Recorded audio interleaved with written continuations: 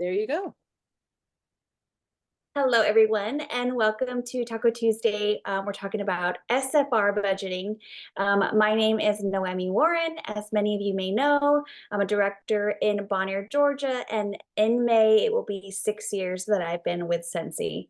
Um, just a little bit quick, I am going to share the Canva link to the tracker that I'm going to talk about.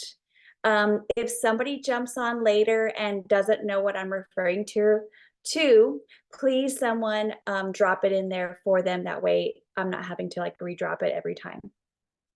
Okay.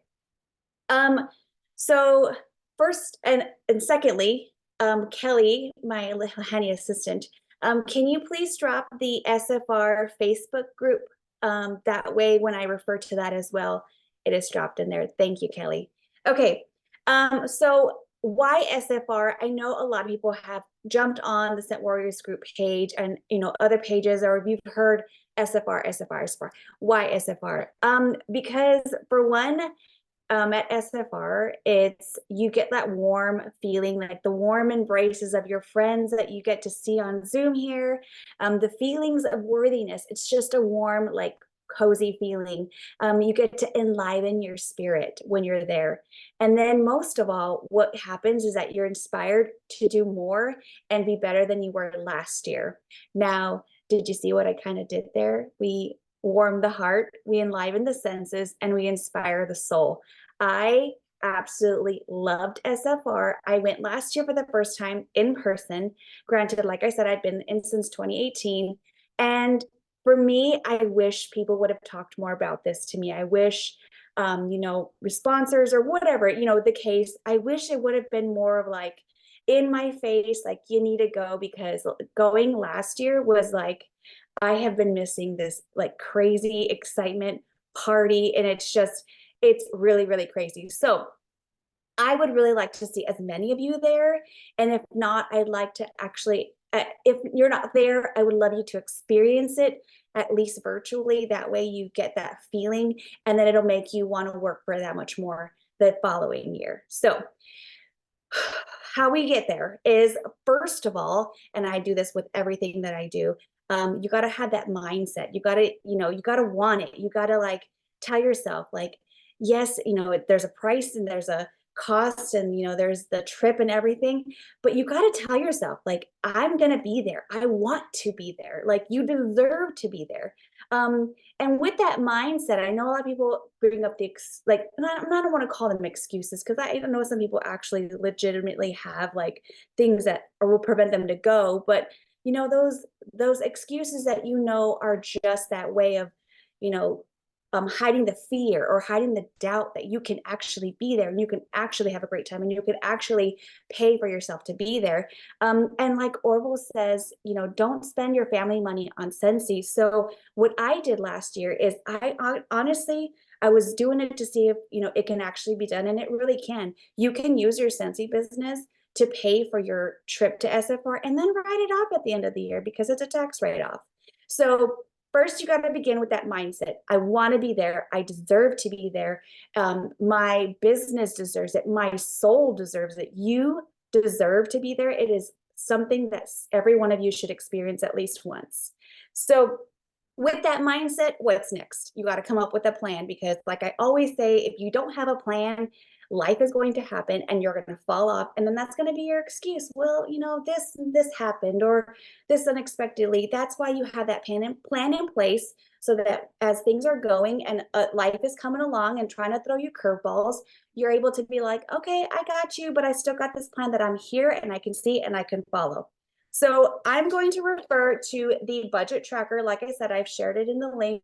If you're on a phone, you might not be able to see it. So I will also share to the Scent Warriors group. Or if you want to just message me and ask me for it, or Karen, one of us can give it to you. But I used this last year, and it tried and true. It helped and it worked. And I actually was able to bring back home money to put towards this SFR. So the first column, we're going to talk about registration, and how I have it broken down. It's broken down between the months. That way, you're not like trying to pay for everything at once. You're breaking it down and you're saying, okay, what can I afford here? What can I afford there? But basically what it starts off with is the registration. So the virtual option, is a $52 streaming option, which is just streaming. I want to say you can also, all of the streaming ones, they're recording, so you don't have to see it live, but it's still an option so that you at least see it and you like, you're witnessing and you get kind of that feel. I mean, I'm telling you what, though, it's completely different when you go in person, but at least seeing it and hearing it and feeling, all the stuff coming through, virtually, hey, that's better to me. That's better than nothing. And it's worth it. So you can register for the virtual only until July the 5th.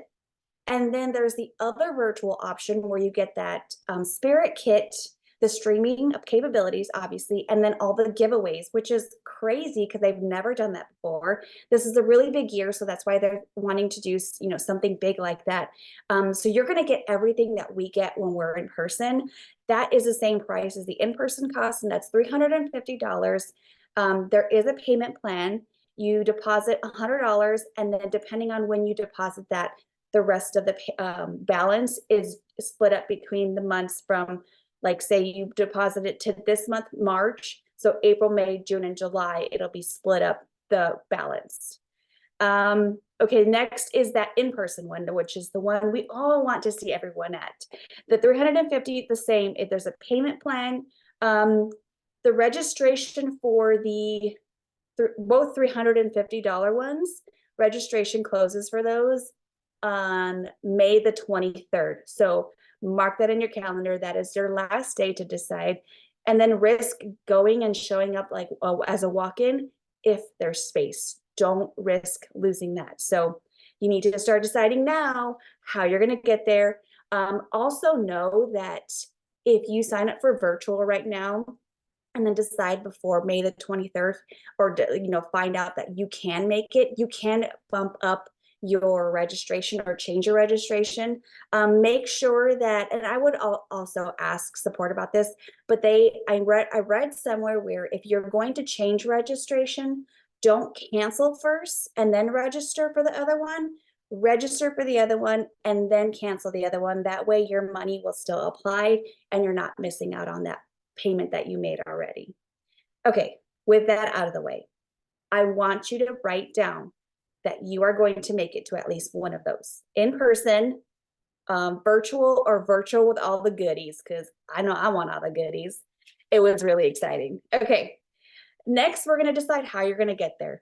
I mean, a lot of us know where you live. You know your options. So are you going to travel by airplane, or are you going to drive, or like some people, are you going to take a train because the train goes down there, right, Vicki? But if you're going to take an airplane, I want you to start now Googling flights from the airport that you're going to leave to flights to Orlando. Check them out, see what they're like. You can like put it to that date and you'll kind of get a feel for where your costs are going to be. If they're looking like they're kind of out of control, set that flight watcher where you can put track these flights, and you'll get an email when those flights go lower. Or another option is book your one way, and then next month or the month after, book your other way. There's ways of breaking it down where you're not having to pay for everything at once. People forget this all the time, but if you have a credit card, you're probably earning points or miles. So if you're like, I don't think I can afford a full plane ticket, look into your credit card's rewards program, because you probably have some points and miles that you forgot about. I know for me, I needed a last minute plane ticket, and it just so happened that I had enough Southwest points built up. So I was able to get that. And it literally wasn't something I thought about. So that's what I'm saying. We forget about those things. Okay, if you're driving, calculate your mileage from where you live to where, to Orlando. Factor that with the size of your tank, how many miles is going to get you, and then roughly how much you get. I mean, there's a way to calculate roughly. You just got to do all the math, like the size of your tank, the price per gallon, how many miles. And then my biggest piece of advice is to overestimate. Give yourself a little bit because gas prices are going to go up and down, especially during the summer. You never know. And then who knows, like where you're at right now, it might be cheaper. And then on the way there, price gases may get higher. So take into consideration that. Another thing when driving is carpool. If you have teamies that are going with you and they're local to you, carpool with them and you guys can, split gas together. Also make sure, because I would hate for this to happen on the way home after SFR, that before you leave for SFR, that you're making sure that that vehicle is ready. That means like oil change, tires, lubes, get it checked out. Make sure that your mode of transportation is going to be reliable, or else all that SFR like excitement, it's going to die down real quick if you're on the way home and stuff just falls apart. And then you're probably gonna have wax that's going to melt. So I'm just saying, it's really hot in Orlando. Okay. Next thing is lodging. Where are you going to stay? There's hotels, there's Airbnbs, there's the VRBO. There's many different options. Some people even have like family down there, which would be awesome if I did, but I don't. But anyway, if you know like roughly like where you want to stay, or you have teenies that are going with you, consider looking at like an Airbnb together, or consider looking at hotels, prices together. Start price checking what's surrounding that area. And that way you're kind of getting a feel for what it is you're going to spend for your hotel pricing. Scentsy also does room blocks. Those do fill up quickly, so don't depend on that. For me personally, I just would rather know my options. And then if I end up getting one of those room blocks, awesome, like it's golden. But if not, I have a backup plan. So start looking at that. That way you can write those costs down so you know what you're going to have to budget for. Next is your food, because we're going to have to eat there, right? So if you're flying in, expect to or try to plan at least a grocery visit in the first day or two that you're there, so that you can get like water and snacks, and then foods that you can eat quickly. I remember in Charlotte, it was just so like fast and everything was just so quick. And I remember having to go down into the hotel lobby and getting a couple noodles. Well, the microwave was not powerful enough to like zap my noodles all the way, so they were like sort of crunchy. It wasn't the best, but I was like, man, I should have brought food with me. So definitely plan to get food and have food in your hotel room, right? It is the worst microwave. Have, backup plans so that you're not hungry and like late at night trying to find food. If you're driving, that's even better. Bring food with you. I like to I plan to before start looking at like coupons and sales, PB&J. Like, yep, that's probably what I'm gonna have at the hotel as my backup, because I remember being starving at SFR last year and it was not a good feeling. Chips, like, protein snacks, all the stuff. And with that, I want you to also bring a backpack so that you can carry that in your backpack with you, because there's going to be a lot of walking around. It's going to be hot outside, not inside, but there's a lot of walking around. You're going to be, out and about. So you're going to get hungry, and I'd hate for you to have to rely on, buying from the vending machine, or, if there's any concessions around, they're going to be like, a little bit price hiked. So I'd hate for you to have to, be spending money that you don't really need to. Just plan the snacks and food situation to where you're also not having to go out to restaurants, because that's going to get pricey as well. And consider, if you're in a larger group, like say you and a group of people are going to go out, they're going to charge that extra for gratuities. So definitely plan food appropriately, and water. I'm going to say like water, water, water. It is Orlando. It is humid in the summer. Plan your water. Yes, you will be inside, but you will still be walking around and then going to your hotel and doing things. Bring a like one of these things, a thermos or whatever bottle, so that you can refill with water if they have water fountains. But definitely, please, like if anything, footwear and then water and food. Like you want to make sure, and you're right, Becky, nobody wants to be hangry at SFR. All right. The last thing, and not really, yeah, it's the last thing. Okay, so we're going to Universal. So the opening party, I don't really know, like, I'm assuming it's going to be just, everything open like usual, but to us. But with that being said, I liked to plan, or I planned for souvenirs and gifts. So I've never been to Universal, so I'm actually going to ask for everyone's help right now who has been.